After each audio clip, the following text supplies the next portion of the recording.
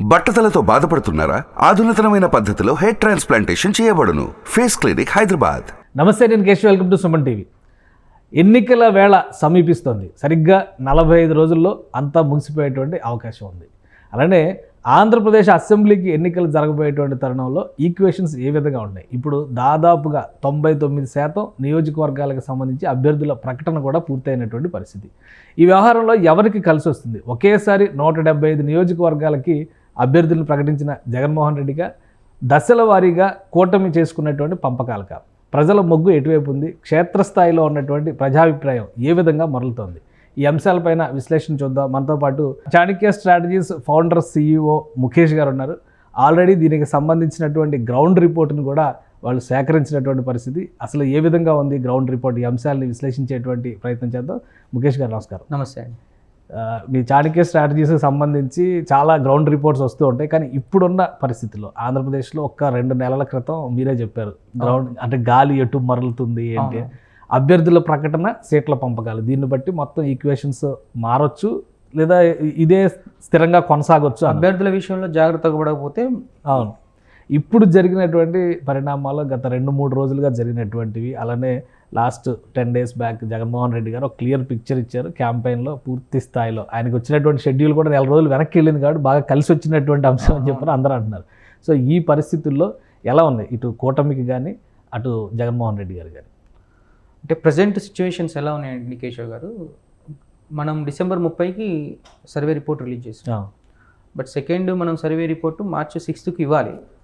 కానీ March 1 నుంచి ground reality అనేది రోజు రోజుకి ఏమవుతుందంటే, చంద్రబాబు నాయుడు గ్రాఫ్ ఒక పర్సంటేజ్ తగ్గుతూ ఉంటే జగన్మోహన్ రెడ్డి గ్రాఫ్ ఒక 2% పెరుగుతూ వస్తుంది.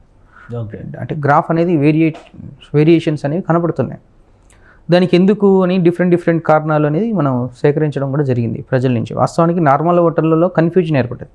ఓకే, సాధారణ ఓటర్లలో మొన్నటి వరకు మనం మాట్లాడుకున్నట్లయితే బిలో పావర్టీ లైన్ ఓటర్స్ అనే ఒకటి అంశాన్ని మనం బాగా చర్చించడం జరిగింది. ఈ బిలో పావర్టీ లైన్ ఓటర్లు జగన్మోహన్ రెడ్డికి సంక్షేమ పథకాలకు ఆధారపడి ఉన్నారు అని అనుకున్నప్పటికీ, అందులో బిలో పావర్టీ లైన్లో ఉన్న ఏ గ్రేడ్ పీపుల్స్ ఏం చేశారంటే కన్ఫ్యూజన్లో ఉండి ఆన్సర్ చెప్పడానికి ఒక 10 రోజుల ముందు అంటే March 1 వరకు కూడా ఓపెన్ అవ్వలేదు. March 1 తర్వాత ఏమవుతుందంటే ప్రతి ఓటరు ఓపెన్ అవుతున్నాడు. అంటే దే ఆర్ ఎక్స్ప్రెసింగ్ దేర్. అంటే ఒక రకంగా ఎలక్షన్ కోడ్ అనేది వచ్చింది కాబట్టి ఫ్రీడమ్ వస్తుంది అని అన్నారు. ఫ్రీడమ్ వచ్చింది. ఉత్తరాంధ్ర కావచ్చు, రాయలసీమ కావచ్చు, కృష్ణా కావచ్చు, గుంటూరు కావచ్చు, ఏ కాన్స్టిట్యున్సీకి పోయినా కానీ ప్రతి ఓటరు తన ఆన్సర్ని ఎక్స్ప్రెస్ చేసే రోజులో ఉన్నాడు. చేస్తున్నప్పుడు ఏమవుతుందంటే ఈక్వేషన్స్ అన్నీ కొంచెం తారుమారు అవుతూ వస్తున్నాయి. కానీ అంటే మీరు చెప్పిన లెక్క ప్రకారం చూస్తే ఇప్పుడు క్యాండిడేట్స్ ప్రభావం చూపిస్తారు, పార్టీలు ప్రభావం చూపిస్తారు. అవును, కూటమిలో క్లారిటీ రాలా అప్పటికి. అవును, బీజేపీ ఉంటుందా లేదా, జనసేన వరకు క్లారిటీ వచ్చిందా, బీజేపీ విషయంలో కొన్ని అనుమానాలు. సో ఇప్పుడు అది కూడా క్లియర్ అయింది. తర్వాత అభ్యర్థుల విషయంలో జగన్మోహన్ రెడ్డి గారు వైఎస్ఆర్సీపీ అభ్యర్థులు అందరూ ఒకేసారి గంపగొత్తగా అనౌన్స్ చేశారు. అవును, ఇటు వీళ్ళకి వచ్చేసరికి దశల వారీగా అనౌన్స్ చేస్తారు. దీని ప్రభావం ఏంటి? అంటే జగన్మోహన్ రెడ్డి గారు కూడా దశల వారీగా ఇచ్చాడు. ఇచ్చిన తర్వాత ఒకేసారి 175 కాన్స్టిట్యున్సీస్ ఇడుపులపాయలో ఒక లిస్టు చదవడం జరిగింది. అది బట్ అతను అభ్యర్థుల విషయంలో జాగ్రత్త పడి తన వ్యూహం ప్రకారం క్యాంపెయిన్కి కూడా ఒక షెడ్యూల్ వేసుకొని బస్సు యాత్రని ప్రజల్ని కనెక్ట్ చేసే విధంగా సిద్ధం సభలని అవన్నీ పెట్టుకుంటూ వస్తున్నాడు. కానీ ఈ కూటమికి క్లారిటీ లేదు. మనం అబ్జర్వ్ చేస్తే క్షేత్రస్థాయిలో అభ్యర్థుల విషయంలో ఇంకా తర్జన పడుతున్నారు. ఇప్పుడు నిన్న నర్సాపురం నుంచి త్రిబులార్ విషయంలో అజాగ్రత్త వహించడం, మళ్ళీ రేపు పొద్దున ఏప్రిల్లో నర్సాపూర్ నుంచి బీజేపీ టికెట్ ఇస్తుందని చెప్పడం, ఇవన్నీ ఏమైందంటే అక్కడ ఆల్రెడీ అనౌన్స్ అయిన అభ్యర్థులు ఏమవుతారు. ఇప్పుడు నిన్న అనపర్తిలో జరిగిన ఇష్యూ, అనపర్తిలో కూడా ఇష్యూ జరిగింది. చూస్తే ఆయన సైకిల్ని తీసుకుపోయి మంటల్లో వేయడం, రేపు రాజంపేటలో జరగవచ్చు ఇదే ఇష్యూ పార్లమెంట్లో. అంటే డిఫరెంట్ ఈక్వేషన్స్ అక్కడ కనపడుతున్నాయి.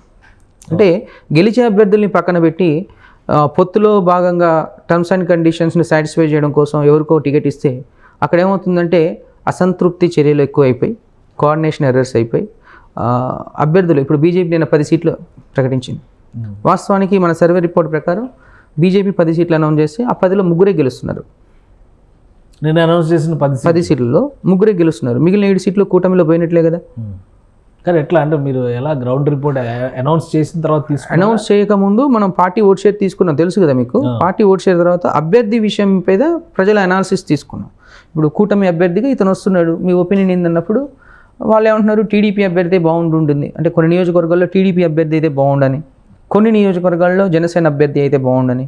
ఇప్పుడు బీజేపీ ఇవ్వడం వల్ల ఏమవుతుందంటే మా దగ్గర ఈ క్యాస్ట్ ఈక్వేషన్లో ఓటింగ్ అనేది షిఫ్ట్ అవుతుంది, ఒక వర్గ ప్రజలు కొంచెం దూరం అవుతారు. ఇంకో మన బిలో పావర్టీ లైన్ ఓటర్స్ బీజేపీని ఇక్కడ సంక్షేమ పథకాలను కాదని అటు రారు, అదే టీడీపీ అనుకో ఇంకో రకంగా ఉంటుంది లోకల్ అన్న ఒక ఉద్దేశంతో అన్నీ కలగొట్టుకొని ఏమవుతుందంటే, అదేవిధంగా క్యాండిడేట్ అభ్యర్థి యొక్క వాళ్ళు అనౌన్స్ చేసిన అభ్యర్థి ప్రజలకు పూర్తి స్థాయిలో తెలియకపోవడం. మీకు తెలుసు అక్కడ అభ్యర్థులు పూర్తి స్థాయిలో ప్రజలకు తెలియకపోవడం. అంటే బీజేపీ నాయకత్వం చెప్తున్నటువంటి వర్షన్ ఎలా ఉందంటే, వాళ్ళందరూ చాలా పెద్ద అవెంజర్స్, ఢిల్లీ స్థాయి లీడర్స్, వాళ్ళందరినీ దింపాం మీకోసం అసెంబ్లీకి అని చెప్తున్నారు. అది నిజం కాదా? ఎందుకంటే మీరు చెప్పిన లెక్కల్లోనే ఇప్పుడు అనపర్తి ఉంది, అక్కడ రెడ్డిస్ పాపులేషన్ ఎక్కువ, ఓటింగ్ పర్సంటేజ్ కూడా ఎక్కువ అన్నారు. దాన్ని సడన్గా అక్కడ రాజుల క్యాండిడేట్ని బీజేపీ అనౌన్స్ చేసింది. అలాంటి విజయవాడ వెస్ట్ ఉంది, బీసీ మైనారిటీ, యాక్చువల్గా వైసీపీ కూడా మైనారిటీకి ఇచ్చింది. మీరు అన్నది వాస్తవం అండి. ఓటర్కి కావాల్సింది ఆంధ్రప్రదేశ్లో ఉండేవాడు, ఢిల్లీలో ఉండేవాడు కాదు కదా. ఏం ఆలోచిస్తారు ఓటరు? ఢిల్లీని ప్రభావితం చేస్తే ఆంధ్రప్రదేశ్ ఓటర్ ఆలోచించే విధానం ఎలా ఉంటుందంటే, మా సమస్యల మీద పోరాడేవాడు మనకుంటే కొంచెం బాగుంటుందని ఓటర్ మైండ్ సెట్ ఉంటుంది. బీజేపీ వాళ్ళు సర్దిపుచ్చుకోవడానికి ఢిల్లీ లీడర్లు అయితే వాళ్ళైతే వీళ్ళైతే ఇప్పుడు కేంద్ర మంత్రిగా పనిచేశారు సుజనా చౌదరి, మీకు విజయవాడ వెస్ట్ అసెంబ్లీ ఇచ్చారు. ఇప్పుడు యాక్సెప్టెన్స్ తగ్గింది కదా చూడండి. అంటే ఢిల్లీ లీడర్లు కాదు కదా మనకు కావాల్సింది, ఇక్కడ కావాల్సింది ఏంటంటే ప్రజల లీడర్, ఆ నియోజకవర్గ సమస్యలు తెలుసుకున్న లీడర్. ఆ నియోజకవర్గంలో ఇప్పుడున్న ఎమ్మెల్యేని కాదని నీకు ఓటేయాలి అంటే వాళ్ళ యాక్సెప్టెన్సీ పొందిన లీడర్ అయితే బాగుంటుంది. పబ్లిక్ కనెక్షన్ ఉండాలి, కనెక్షన్ ఉండాలి కదా. ఆ సిచ్యువేషన్స్ అన్నీ కూడా కొంచెం టీడీపీ అనేది చాలా డిఫెన్స్లో పడిపోయింది వాస్తవానికి. దానికి తోడు సోషల్ మీడియా ఇంపాక్ట్లో జగన్మోహన్ రెడ్డి ఒక 4 అడుగులు ముందుంటే చంద్రబాబు నాయుడు సోషల్ మీడియా ఒక అడుగు వేస్తుంది. కానీ వాళ్ళు కూడా చాలా అద్భుతాలు చేస్తున్నామని చెప్తున్నారు కదా, కంటిన్యూగా ఒక టీం పెట్టి ఇదే పని మీద ఉన్నారని చెప్పి అంటారు. ఇప్పుడు కూటమికి అంటే ఇప్పుడు మనం చంద్రబాబు నాయుడు ఒక్కడనే చూడాలి, కూటమి పరంగా చూడాలి. ఇప్పుడు టీంని పెట్టి చేస్తున్నారు, 100 మంది ఉన్నా టీం 100 మంది ఉన్నా పనికిరాని వాళ్ళు ఉంటే ఉపయోగం లేదు కదా. ఇప్పుడు మీరు చూస్తున్నారు సోషల్ మీడియాలో జగన్మోహన్ రెడ్డి వీడియోస్ బాగొస్తున్నాయా, చంద్రబాబు నాయుడు వీడియోస్ బాగొస్తున్నాయా, ప్రజల్ని కనెక్ట్ చేసే విధానం జగన్మోహన్ రెడ్డి బాగున్నాయా, చంద్రబాబు నాయుడు. ఇప్పుడు గ్రాఫ్ ఎందుకు పెరిగింది జగన్మోహన్ రెడ్డిది? ఇప్పుడు డిసెంబర్ 30 వరకు కూటమి డైరెక్ట్ విన్ అనుకున్న ప్రజలు ఇప్పుడు ఎందుకు కన్ఫ్యూజన్లో పడ్డారు? ఓకే, ప్రజల్ని ఆలోచించి ఈ ప్రమోషన్ అనేది బాగా ప్రభావం చూపిస్తుంది, ప్రజల్ని ఆలోచింపజేసేలా ఆలోచనలో పడేశాడు. ఈ ఆలోచనని బ్రేక్ చేయడానికి సోషల్ మీడియాలో స్టోరీస్ లేవు కదా. ఓకే, కూటమి వైపు నుంచి ఎటువంటి లేవు. ఇంకోటి అభ్యర్థుల విషయంలో క్లారిటీ లేనప్పుడు రేపు పొద్దున ఏమవుతుందంటే, ఇప్పుడు రాజంపేట పార్లమెంటు తీసుకుందాం ఉదాహరణకు. రాజంపేట పార్లమెంటు ప్రతి నియోజకవర్గంలో ముస్లిమ్స్ 20,000 పైచిలుకుంటారు, ముస్లిం మైనార్టీస్ 20,000 పైచిలుకుంటారు. మరి అటువంటి పార్లమెంటు బీజేపీకి ఇస్తారా?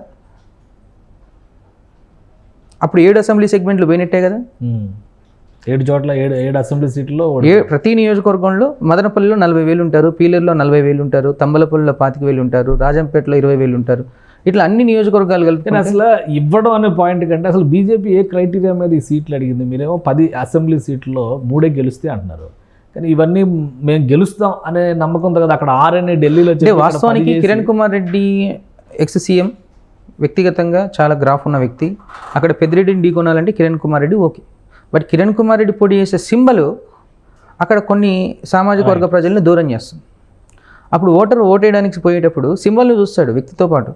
అప్పుడు ఒక సెక్టార్ ఆఫ్ పీపుల్స్ ఏమవుతారంటే దూరం అవుతారు. గెలిచేదే అక్కడ 2-3 వేల ఓట్లతో గెలుస్తారు. ఈ ఈక్వేషన్స్లో ఆ 2,000 ఓట్లు పక్కకు చీలిపోయినాయి అనుకోండి, ఎవరికి ప్రాఫిట్ ఉంటుంది? 115 సీట్లు వస్తాయని మనం ఇచ్చాం, 115లో ఇక్కడ 7 ఎగిరిపోతున్నాయి కదా.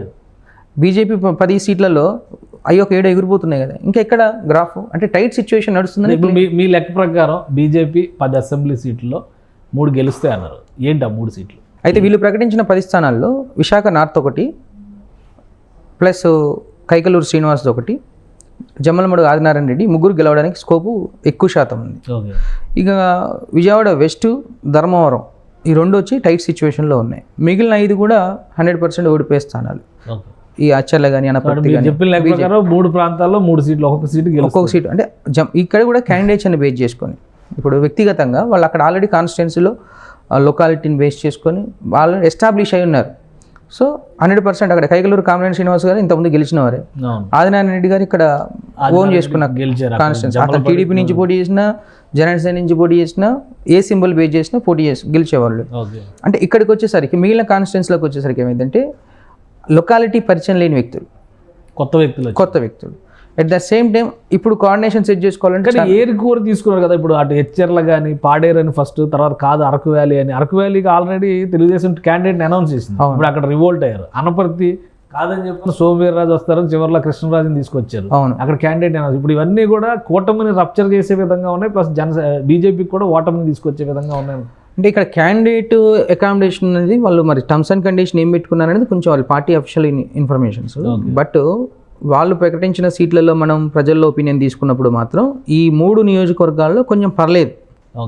మిగిలిన నియోజకవర్గాల నుంచి యాక్సెప్టెన్స్ అనేది ప్రజల నుంచి పూర్తిస్థాయిలో లేదు కాబట్టి ఓడిపోయే అవకాశాలు ఎక్కువ లేదు. ఇది పొద్దున జనసేన ప్రకటించిన 18 స్థానాల్లో కూడా నడుస్తుంది. 18 అక్కడ పరిస్థితి అండి. ఎందుకంటే 21 అని 18 అనౌన్స్ చేశారు. ఇంకా మూడు స్థానాలు. ఆ 18లో కూడా కొన్ని రకాల తిరుగుబాట్లు జరుగుతాయి. ఇప్పుడు రాయలసీమలో జనసేన వాళ్ళు తిరుపతి, రైల్వే కోడూరు తీసుకున్నారు. రైల్వే కోడూరులో క్యాండిడేట్ లేడు వాస్తవానికి. నిన్న జరిగిన ఇష్యూ చెప్తా. యనమల భాస్కర్ రావు లేదు, నిన్న జరిగిన ఇష్యూ వైఎస్ఆర్సీపీ పార్టీలో సోషల్ మీడియాలో పనిచేసి ఒక అతన్ని తీసుకొచ్చి టికెట్ ఇచ్చారు. డాక్టర్ యనమల భాస్కర్ రావు టికెట్ ఇచ్చారు. ఆయన జనసేన క్యాండిడేట్ కాదా? జనసేన అంటే వైసీపీ నుంచి, ప్రజల నుంచి వచ్చిన ఆలోచన. ప్రజల్లో ఆల్రెడీ ఇన్ఫర్మేషన్ ఉంటుంది కదా. ఆల్రెడీ ఇది ఒక పెద్ద వైరల్ అయింది సోషల్ మీడియాలో. మొన్నటిదాకా వైఎస్ఆర్సీపీలో ఉన్నోడిని క్యాండిడేట్ లేకపోతే రైల్వే కోడూరు కాకపోతే ఇంకో కాలేజ్ మదనపల్లి ఉంది కదా. మదనపల్లిలో రామదాస్ చౌదరి ఫస్ట్ నుంచి పార్టీ కోసం పనిచేసిన వ్యక్తి. ఆల్రెడీ వైఎస్ఆర్సీపీ వాళ్ళు మైనార్టీకి ఇచ్చారు. కాళహస్తి కూడా కోట వినత చాలా. మదనపల్లి ఫస్ట్ నుంచి మైనార్టీస్కి వైఎస్ఆర్సీపీ వాళ్ళు ఇచ్చినప్పుడు యాంటీ మైనార్టీ ఎస్టాబ్లిష్ చేయడానికి ఇక్కడ కమ్మ సామాజిక వర్గం నుంచి రామదాస్ చౌదరికి ఇవ్వచ్చు కదా. జనసేన పార్టీ ఫస్ట్ నుంచి పార్టీని నమ్ముకొని ఉన్నాడు కదా. మరి అక్కడ సీటు రెడీగా ఉన్నప్పుడు ఇక్కడ ఎందుకు ఇచ్చాడు? 2 సీట్లు ఇప్పుడు రైల్వే కోడూరు పోతుంది, మదనపల్లి పోతుంది క్యాస్ట్ ఈక్వేషన్లో.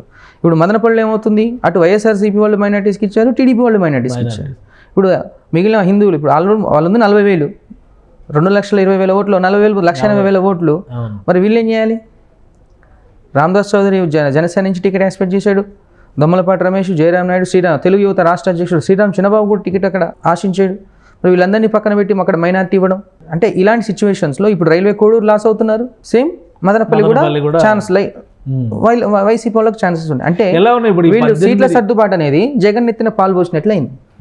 క్లియర్గా ఒక మాట చెప్పాలంటే వీళ్ళ సీట్ల సర్దుబాటు చర్య జగన్మోహన్ రెడ్డిని ఎత్తిన పాలు పోసారు.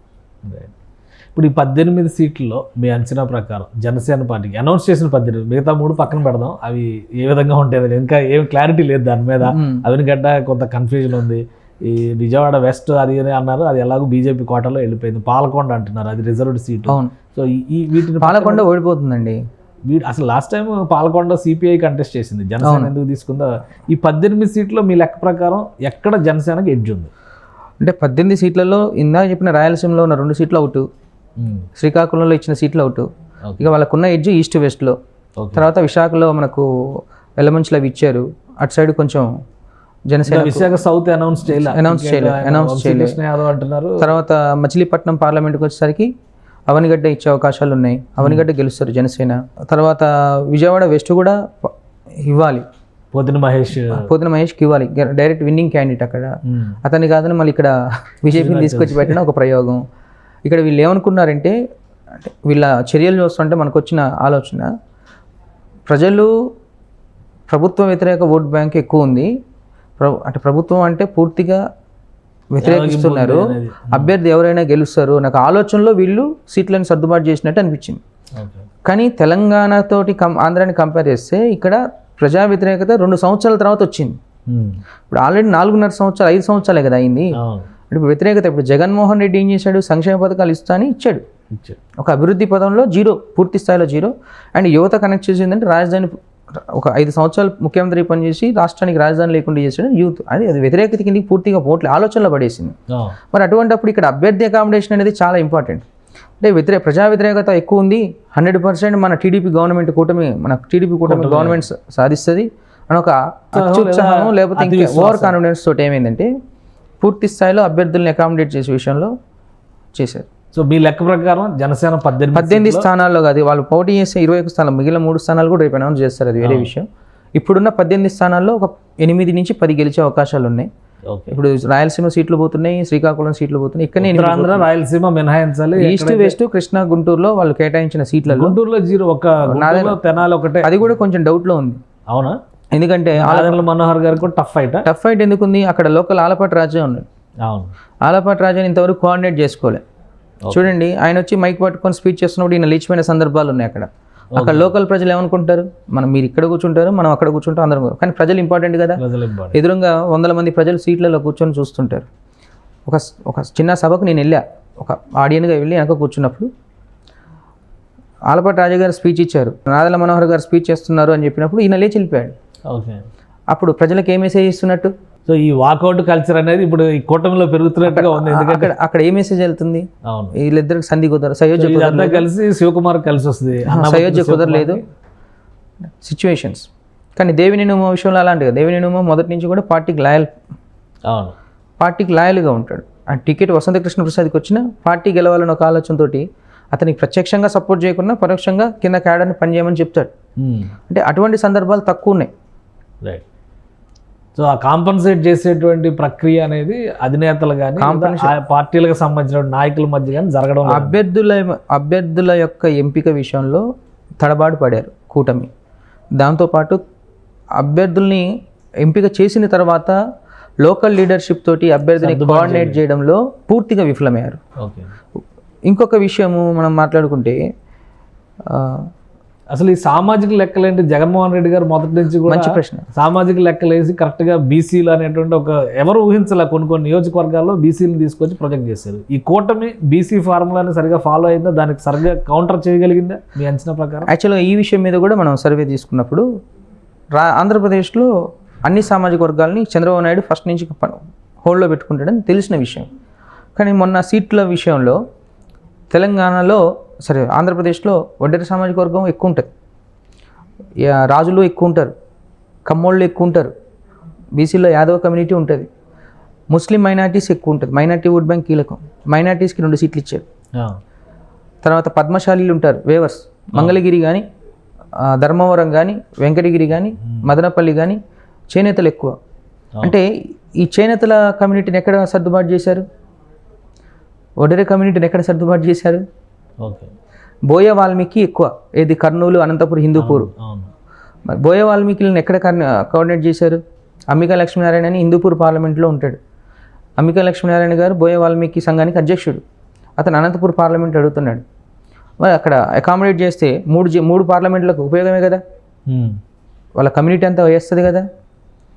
అంటే ఇక్కడ సామాజిక, ఇప్పుడు రాజంపేట ఉంది, రాయలసీమలో రాజుల కమ్యూనిటీ ఉంటుంది. రాజుల కమ్యూనిటీ ఎక్కడ తీసుకొచ్చేసారు? రాజంపేట ఇంకా అసెంబ్లీ డిక్లేర్ చేయలేదు. నిన్నటిదాకా జగన్మోహన్ రాజు టికెట్ అనౌన్స్మెంట్ క్లియర్గా ఉంది. అయితే బీజేపీ వాళ్ళకు పార్లమెంట్ రెడ్డిస్కి ఇచ్చాక మరి బలిజలకు కూడా అకామిడేట్ చేయాలంటే చంద్రబాబు నాయుడు కాపులకే 21 సీట్లు ఇచ్చాడు కదా. పవన్ కళ్యాణే పెద్ద కాపు కదా.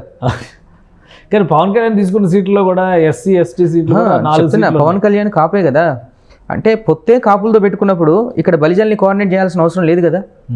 రాజంపేటలో 100% చేయాలనుకున్నప్పుడు చేయాలి, కానీ అక్కడ గెలిచే అభ్యర్థి ఉన్నప్పుడు వేరే వాళ్ళని తీసుకొచ్చి పెట్టాల్సిన అవసరం ఏంటి అక్కడ? ఇవన్నీ ఈక్వేషన్స్ ఏమవుతాయంటే, క్యాస్ట్ ఈక్వేషన్ అనేది పూర్తి స్థాయిలో ఫాలో అవ్వలే. అండ్ నెల్లూరులో మళ్ళీ జగన్కి అడ్వాంటేజ్ ఉంది. నెల్లూరు పార్లమెంట్ 7 అసెంబ్లీ సెగ్మెంట్ అందరు రెడ్డిసే పోటీ చేశారా? నెల్లూరు పార్లమెంట్లో నెల్లూరు రూరల్, నెల్లూరు అర్బన్, తర్వాత వెంకటగిరి, ఉదయగిరి అందరు రెడ్డిసే పోటీ చేస్తున్నప్పుడు బీసీలకు ఎక్కడిచ్చారు? నెల్లూరులో యాదవ కమ్యూనిటీ ఎక్కువ కదా, అవునా? మరి అక్కడ నెల్లూరు పార్లమెంట్ అయినా కనీసం నారాయణ గారు మిగతా అన్ని, అవును, కనీసం నెల్లూరు పార్లమెంట్ అయినా బీసీకి ఇస్తే అయిపోద్దిగా. బీసీలో ఓటు పడి అక్కడ వేయలేదు.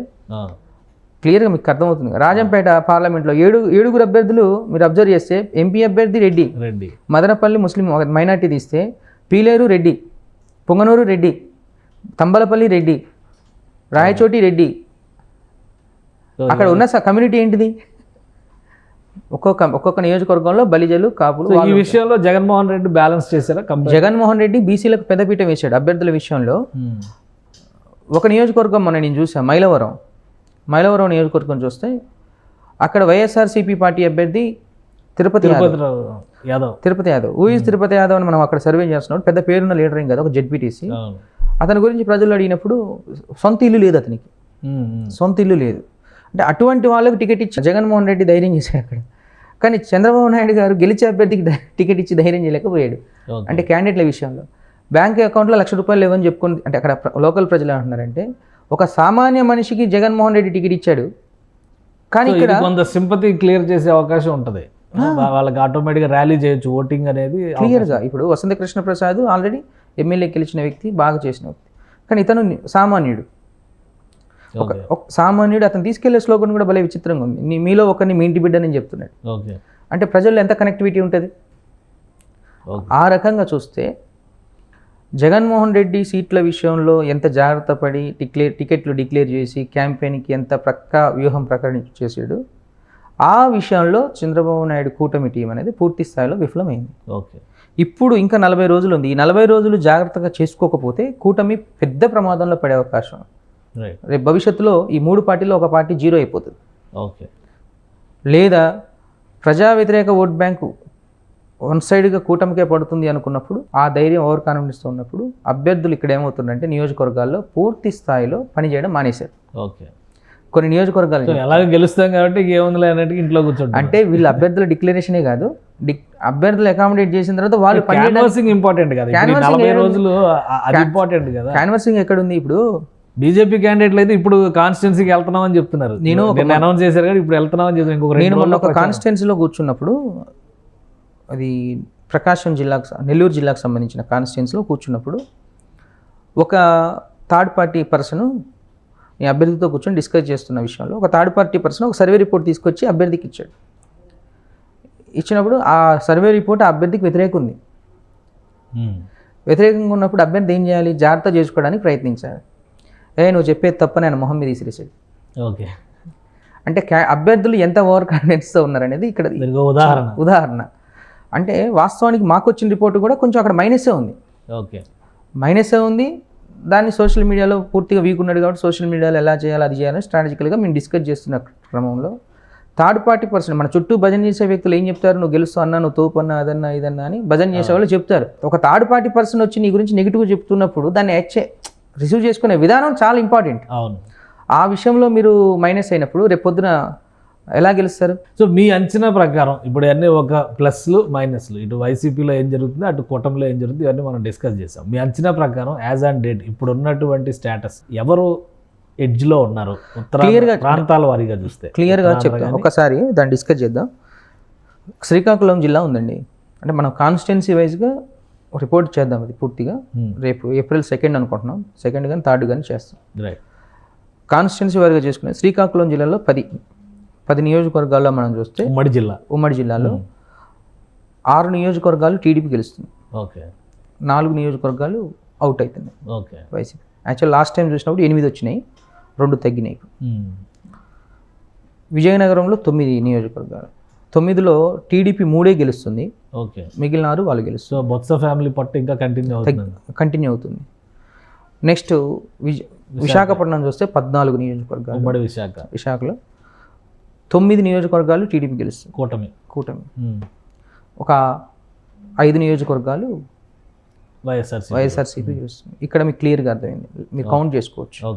శ్రీకాకుళంలో 6, 3, 9, 18 సీట్లు.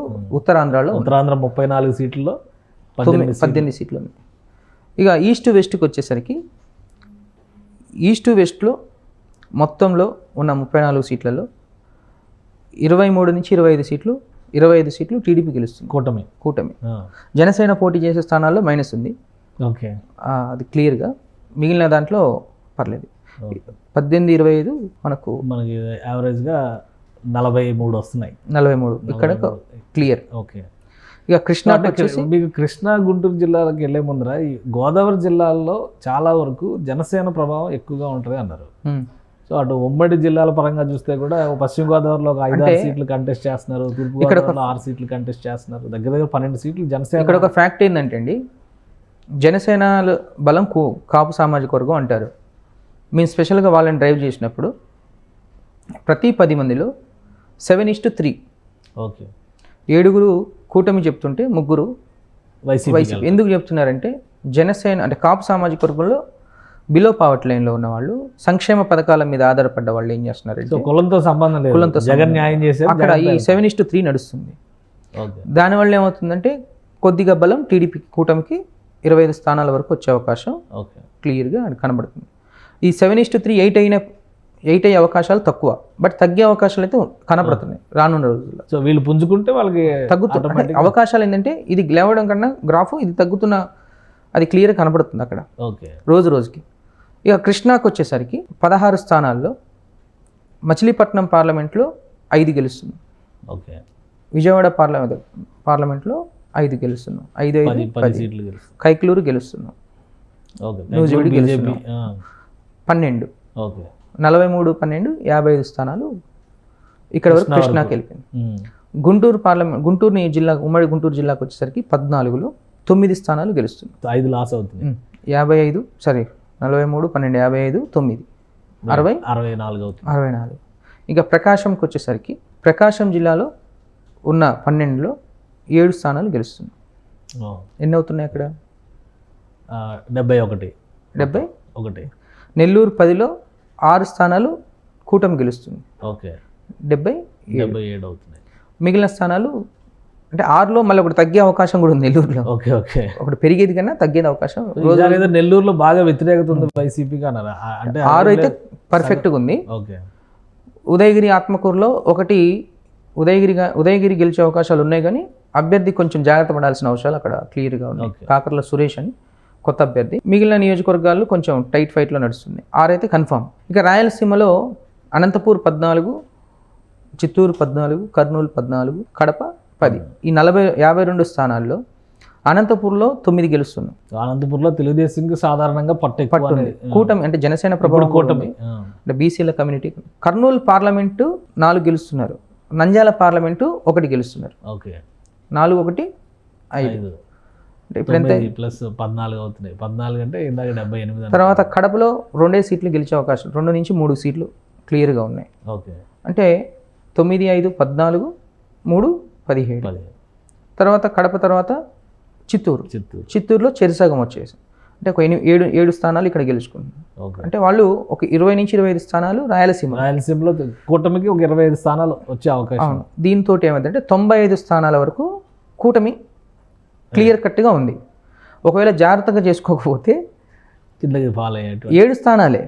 ఈ 95లో 7 స్థానాలు ఇటు వచ్చినా ఆటోమేటిక్గా జగన్. అంటే ఇక్కడ ఫైట్ 2 గ్రూపుల మధ్య ఉంటుంది, ఒక కూటమి వర్సెస్ వైసీపీ. మధ్యలో ప్లేయర్స్ ఎవరు ప్రకారం కాంగ్రెస్ కానీ కాంగ్రెస్తో కలిపిన ఒక కూటమి తయారవుతుంది అంటున్నారు. వాళ్ళ ప్రభావం కానీ ఇవేమి ఉండవు. ఓవరాల్గా చూస్తే ఇప్పటికిప్పుడు లెక్క చేస్తే fight in between Jaganmohan Reddy versus కూటమి చంద్రబాబు నాయుడు అంటారు, కానీ జగన్మోహన్ రెడ్డి వర్సెస్ నరేంద్ర మోడీ అనేది అక్కడ రావట్లేదు. మళ్ళీ జగన్మోహన్ రెడ్డి నరేంద్ర మోడీ శిష్యుడే అంటారు, ఒక సెక్టార్ ఆఫ్ ప్రజలు. ఎన్ని ఈక్వేషన్స్ చూసుకోండి ఏంటంటే ఇప్పుడున్న ఈక్వేషన్స్లో ప్రభుత్వ వ్యతిరేక ఓట్ బ్యాంకు 1 సైడ్ చీలిపోతే వీళ్ళు 95 నుంచి 105. కానీ ఒకటి జగన్మోహన్ రెడ్డి గారు నిర్వహిస్తున్నటువంటి సభలు కానీ ఇప్పుడు ఈ బస్సు యాత్ర కానీ ఇవి చాలా విపరీతమైనటువంటి జనసందోహం వస్తుంది కాబట్టి 1 సైడే ఓటింగ్ జరుగుతుందని వైసీపీ నేతలు చాలా గట్టి. టీడీపీకి కూడా ప్రతి సభకు మీ జనాలు వస్తున్నారు, జనసందోహం ఇద్దరికి వస్తారు. ఎందుకంటే అది పబ్లిక్ మొబిలైజేషన్ కదా, పిఆర్ఓస్ ఉంటారు, ఆ పిఆర్ఓస్ పబ్లిక్ మొబైల్. ఇప్పుడు పబ్లిక్ రావాలంటే నాకేంటి అంటే వీళ్ళు తీసి పడేసినంత తక్కువగా టీడీపీకి లేదు, వీళ్ళు చెప్తున్నంత ఎక్కువగా వైసీపీకి లేదు. ఒక చిన్న ఉదాహరణ, ఇప్పుడు సీఎం రేవంత్ రెడ్డి మీటింగ్ పెట్టి జనాల్ని రమ్మన్నా అక్కడ పబ్లిక్ నాకేంటని అడుగుతారు తప్ప జనసందోహాన్ని చూసి మనం కాదు. ఇప్పుడు జడ్జిమెంట్ ఒంగోలులో తెలుగుదేశం పార్టీది మహానాడు జరిగింది, విపరీతంగా వచ్చారు, ఒక 10 లక్షల మంది దాకా. అదే మహానాడు రాజమండ్రిలో జరిగింది, జనాలు రాలే. చూడండి. మరి సిద్ధం సభ మొన్న చిలుకలూరుపేటలోన మన కూటమి సభ చిలుకలూరుపేటలో జరిగింది, జనాలు రాలే. సిద్ధం సభ పక్కనే జరిగింది, విపరీతమైన జనం. అంటే పబ్లిక్ మొబిలైజేషన్ ఏంటంటే వాళ్ళ ప్లానింగ్ వాళ్ళకు ఉంటుంది. సో ఓవరాల్గా మీరు చెప్పేది కూటమికి ఇంకా స్టిల్ ఒక ఎడ్జ్ ఉంది, అది ఏ క్షణమైనా జాగ్రత్తగా చేసుకోకపోతే అది జారిపోయే ప్రమాదం కూడా ఉంది. ఇప్పుడు చెప్తున్నాను, మొన్న త్రిపుల్ గారు మాట్లాడారు స్టేట్మెంట్, అలాంటి మాటలు రాకుండా ఎక్కడ అభ్యర్థులు జాగ్రత్త చేసుకొని కోఆర్డినేట్ చేసుకుంటే టీడీపీ కూటమికి బాగుంటుంది. ప్రజలు ఓటేయడానికి సిద్ధంగా ఉన్న అభ్యర్థులు సరిగా అకామిడేట్ చేయడంలో ఫెయిల్ అయినది ఏంటంటే కూటమి ప్రభావం. సో అది అసెంబ్లీ వరకు చూస్తే అది మరి లోక్సభ పరిస్థితి ఏంటి? మొత్తం 25 స్థానాలు గెలుస్తాం అనేటువంటి మాట మళ్ళీ జగన్మోహన్ రెడ్డి గారు చెప్తున్నారు. కూటమిలో అటువంటి పరిస్థితి ఉందా? కూటమిలో అంటే జగన్మోహన్ రెడ్డికి అది కాన్ఫిడెన్స్ అనుకోవాలా, ధీమా అనుకోవాలా, కానీ అందరం కూడా అప్రిషియేట్ చేసుకోవాలి. 25కి వైనాట్ 175, వైనాట్ 25 అనేది. కానీ పబ్లిక్లోకి వచ్చేసరికి, పార్లమెంట్ ఎన్నికలకు వచ్చేసరికి 20 to 35 ఇయర్స్ ఏజ్ గ్రూపు ఎన్డీఏకి వెళ్ళి చూస్తుంది. ఓకే, సో అది ప్లస్ అవుతుంది కూటమికి వచ్చేసరికి. దానివల్ల అంటే ఇప్పుడు టీడీపీకి కలిసి వచ్చే అంశం ఆ ఏజ్ గ్రూపు ఎన్డీఏకి వెళ్ళి చూడడం అనేది. దానివల్ల ఏమైందంటే ఒక 15-16 పార్లమెంట్ల వరకు కూటమి పార్లమెంట్ విషయానికి వస్తుంది. అసెంబ్లీకి వచ్చేసరికి టైట్ ఫైట్ అనేది పూర్తిగా నడుస్తుంది. తెలంగాణలో కాంగ్రెస్ గవర్నమెంట్ ఎలా బొటాబొటికి 64-65 సీట్లతో వచ్చిందో ఆ రకంగానే ఒక 105 నుంచి 110 సీట్ల మధ్యలో టీడీపీ గవర్నమెంట్ అనేది, కూటమి గవర్నమెంట్ అనేది రావడానికి ఛాన్సెస్ ఉన్నాయి. కానీ ఒకే పార్టీ అంటే సింగిల్ లార్జెస్ట్ పార్టీగా టీడీపీ అనేది ఉండదనేది స్పష్టంగా క్లియర్గా చెప్పుకోవచ్చు. మిగిలిన సర్వేలు 140-150 రావచ్చు, కానీ మనం క్షేత్రస్థాయిలో ఉన్నాం కాబట్టి క్లియర్గా ఏంటంటే ప్రజల్లో ఏదైతే ఉందో తాటు అదే మనం డిస్కస్ చేస్తాం. రైట్. ఇంకోటి అసెంబ్లీ సీట్ల విషయంలో జరిగిన రగడ అంటే ఒకటి పక్కన పెట్టవచ్చు. మనం పార్లమెంటు విషయంలో నర్సాపురం పార్లమెంటు ఎందుకు అంత రప్చర్ జరిగింది? మొదటి ఇప్పుడు 4 ఏళ్ల నుంచి మంచిగా చెడైనా కానీ ఇప్పుడు ఆయన ఎలాంటి వ్యక్తో వీళ్ళకి తెలుసు కదా, 4 ఏళ్ల నుంచి ఎలా పోరాడుతున్నాడో కూడా తెలుసు కదా. ఏం జరిగింది నర్సాపురం పార్లమెంట్, దాని ప్రభావం ఎలా ఉండొచ్చు మిగతా సీట్ల మీద? ఆయన పోరాడిన విధానాలే వీళ్ళని ఆలోచింపజేసినాయి కొంచెం. ఇంకా దానికి మించింది ఏమీ లేదు. సో ఎలా ఉండొచ్చు మీ అంచనా? నర్సాపురం మళ్ళీ రేపు ఈక్వేషన్స్లో RRRకే ఇచ్చే అవకాశాలు ఉన్నాయి. ఎందుకంటే తను సొంత పార్లమెంటు, ఇంతకుముందు గెలిచిన పార్లమెంటు, బీజేపీలో నుంచే పోటీ చేసే అవకాశాలు అయితే ఉన్నాయి. విజయనగరం పొమ్మని డోను అంటే విజయనగరం ఉండి అటు సైడ్ పొమ్మని అంటున్నారు, కానీ అక్కడ లేని కాడు పోయి ఏం చేస్తాడు? రేపు ఏప్రిల్ మొదటి వారంలో భారీ బహిరంగ సభ కూడా ప్లాన్ చేస్తున్నారు నర్సాపురంలో. ఓకే, అంటే ఆయన సభ కూటమి సభ, అది కూటమి సభ అయ్యే అవకాశాలు ఉన్నాయి, ఎందుకంటే చర్చలు జరుగుతున్నాయి. ఓకే. సో ఫైనల్గా పిఠాపురం కథ ఏంటి? పిఠాపురం ఈసారి పవన్ కళ్యాణ్ అంటే అక్కడ పవన్ కళ్యాణ్, మంగళగిరి లోకేష్, తర్వాత చంద్రబాబు నాయుడు, కుప్పం, ఈ ముగ్గురు గెలుస్తారు. బాలకృష్ణ 100% గెలుస్తారు. 100%. ఇప్పుడు బాలకృష్ణ కాన్స్టిట్యున్సీది ఏంటంటే నిన్న మొన్న ఒక పరిపూర్ణానంద స్వామి హిందూపూర్ కాకపోతే ఏంటంటే హిందూపూర్ పార్లమెంట్లో అంటే పర్సనల్గా నేను కాన్స్టిట్యున్సీని ఒక 2-3 సార్లు విజిట్ చేశాను కాబట్టి బెంగళూరును ఆనుకున్న బోర్డర్ కాన్స్టిట్యున్సీ, ఆ రోడ్స్ కానీ అంటే ఇతను 2014 నుంచి 2019 మధ్యలో చేసిన సర్వీసెస్ వర్క్స్ ఏవైతే ఉన్నాయో 100% ప్రజలు యాక్సెప్ట్ చేశారు అక్కడ. సో బాలకృష్ణకి అక్కడ కలిసి వచ్చి ఇంకొకటి బాలకృష్ణ గారు కాన్స్టిట్యున్సీలో నేను ఇంతవరకు ఏ కాన్స్టిట్యున్సీలో పూర్తిగా చూడలేదు ఆ టైప్ ఆఫ్ వర్క్. ఏంటంటే ఒక ఆరోగ్య రథం పెట్టారు అక్కడ. ఓకే, ఆరోగ్య రథం పెట్టి ఒక వెహికల్ పెట్టి 24/7 365 డేస్ ఆ నియోజకవర్గంలో ఎవరికి హెల్త్ ఇష్యూస్ ఉన్నా అక్కడికి వచ్చి ఫ్రీ ట్రీట్మెంట్ చేసుకోవచ్చు. ఓకే, ఏదైనా కాంప్లికేషన్స్ ఉంటే సరౌండింగ్ బెంగళూరు కానీ ఇంకా రిఫర్ చేయడం, అంటే పూర్తి స్థాయిలో ఒక ఆరోగ్య రథం అనేది పెట్టడం అనేది కొంచెం హర్షణీయం, ఇన్నోవేటివ్గా ఉంది, బాగా జరిగింది. దాన్ని అతను వారి పిఏ డాక్టర్ సురేంద్ర చూస్తున్నట్టున్నారు. కానీ ప్రజల్లో ఆరోగ్య రథం మీద వచ్చిన ఫీడ్బ్యాక్ చాలా బాగుంది. అంటే చాలా నియోజకవర్గాలు చీరలు పంచడం అవి ఇవి చేస్తుంటారు, కానీ వాటికన్నా ఆరోగ్యం, విద్యా, వైద్యం కదా, అవునవును, బేసిక్ నీడ్స్ అయిపోయింది. బేసిక్ నీడ్స్ ఈ ఇష్యూలో ఈసారి ఏంటంటే 1 సైడ్ 50,000 మెజార్టీ కూడా వచ్చే అవకాశం ఉంది. అంటే స్టేట్లో మొత్తంలో టాప్ 5 మెజార్టీలో హిందూపూర్ కాన్స్టిట్యున్సీ ఉండబోతుంది. ఓకే, మరి పిఠాపురంలో 1,00,000 మెజారిటీ అంటున్నారు, కష్టం అండి. ఇప్పుడు అసలు 1,00,000 మెజార్టీలు అనేది తెలంగాణలో పాసిబిలిటీ అయింది, కానీ అక్కడ జరిగే అక్కడ అంత పెద్ద నియోజకవర్గాలు అంత పెద్ద అక్కడ జరిగే యుద్ధంలో పిఠాపురం గెలుస్తాడు, పవన్ కళ్యాణ్ గెలుస్తాడు, కానీ ఒక 30 నుంచి 50,000 మధ్యలో పిఠాపురంలో సర్దుబాటు జరిగిందా? ఇప్పుడు ఈ వర్మ ఇష్యూ కానీ అలానే ఇంకా మిగతా యాస్పిరెంట్స్ లేదు, లోకల్ లీడర్షిప్ అంతా సెట్ అయింది, అంత పర్ఫెక్ట్గా. చాలా మంది వైసీపీలోకి వచ్చారు, జనసేన నుంచి వచ్చినటువంటి నాయకులు వైసీపీలోకి వచ్చారు, దాని ప్రభావం పడవచ్చు అని. ఇక్కడ చంద్రబాబు నాయుడు జాగ్రత్త వహించాల్సింది ఏంటంటే ఈ 4 నియోజకవర్గాలు కుప్పం, హిందూపురం, మంగళగిరి, పిఠాపురం, ఈ 4 అభ్యర్థులను ఎలా అయినా ఓడించాలని జగన్మోహన్ రెడ్డి స్కెచ్ ఉంటుంది. అప్పుడు వ్యూహం ప్రకారం ఏం చేస్తారంటే ఈ 4 నియోజకవర్గాల్లో డమ్మీ అభ్యర్థులతోటి నామినేషన్ వేపిస్తాడు సేమ్ పార్టీలో. ఇప్పుడు టీడీపీ పార్టీలో మంగళగిరి నుంచి లోకేష్ గెలవాలి, లోకేష్కి ఒక 30,000 మెజారిటీ వస్తుంది అనుకోండి ఉదాహరణకు. అప్పుడు ఆ ఓట్ బ్యాంక్ చీలాలి అంటే విత్ ఇన్ ద పార్టీ ఒక డమ్మీ క్యాండిడేట్ని చేయాలి. ఓకే. సో రివర్స్ పెట్టుబడులు పెట్టి సో ఆపరేషన్ ఉందా అలాంటి? ఆల్రెడీ వ్యూహం ఎలక్షనీరింగ్ అంటే ఇవన్నీ ఉంటాయి నో డౌట్. ఈ నలుగురు సేమ్ పేరు ఉన్న వాళ్ళు, సేమ్ సిమిలర్ గుర్తులు ఉన్న సిమిలర్ గుర్తులనే కాదు 100% అయితే ఇవి జరగడానికి ఎక్కువ స్కోప్ ఉన్న నియోజకవర్గాలు ఈ 4. ఈ 4 ఖచ్చితంగా అష్టదిగ్బంధనం చేస్తారు నో డౌట్. జగన్మోహన్ రెడ్డి ఎట్లయినా వీళ్ళని ఓడించాలి. వైనాట్ 175 కన్నా ఆ రీచ్ అవ్వాలంటే ఈ 4 కూడా వాడాలి. 4 దానికన్నా తన మైండ్లో అంటే తను ఆలోచించే విధానంలో ఇవి ఉంటాయి 100%. ఓకే. సో ఈ 4 నియోజకవర్గాల్లో సేమ్ పార్టీలో డమ్మిరి నామినేషన్స్ వేయించారనుకోండి, ఒక 5-10 వేల ఓట్లు చీల్చారనుకోండి, గెలిచేదే వాటితోటి కదా. అవును. కానీ ఈ ఎఫెక్ట్ ఉన్న హిందూపూర్కి మంగళగిరికి పెద్దగా ఉండదు. కానీ పిఠాపురంలో ఎట్లయినా ఓడించాలి అన్న కంకణం కట్టుకొని దిగితే నిజమైన ఇప్పుడు పిఠాపురంకి సంబంధించి 200 కోట్లు 400 కోట్లు ఇట్లా నంబర్ చెప్తున్నారు. ఎలా అయినా అక్కడ గెలవాలి, పవన్ కళ్యాణ్ ఓడించాలి అనేటువంటి టార్గెట్తో కొంతమంది కాపు సంఘాలు, బీసీ సంఘాల నాయకులు అయితే బాహాటంగా మాట్లాడుతున్నారు. నిజమైన అంత గేమ్ ఆడుతున్న పరిస్థితి ఉందా పిఠాపురం విషయంలో? అంటే అంత గేమ్ అని చెప్పలేం కానీ గేమ్ ఉంది. రైట్. ఆ బడ్జెట్ అనేది మనకు తెలియదులే కానీ గేమ్ మాత్రం చాలా అంటే గ్రౌండ్లో మీరు క్షేత్రస్థాయిలో 2020 మ్యాచ్ పిఠాపురం పిఠాపురం, మంగళగిరి, హిందూపూరు, కుప్పం ప్రతి బూత్ వైజ్ ఆపరేషన్స్ ఉంటాయి. ఓకే. బూత్ వైజ్ ఆపరేషన్స్ ఉంటాయి. నేను ఇందా చెప్పిన ఈక్వేషన్స్లో డమ్మీ నామినేషన్స్ ఉంటాయి. అవసరమైతే ఎక్కువ మందితో నామినేషన్ వేసే అవకాశం ఉంటాయి.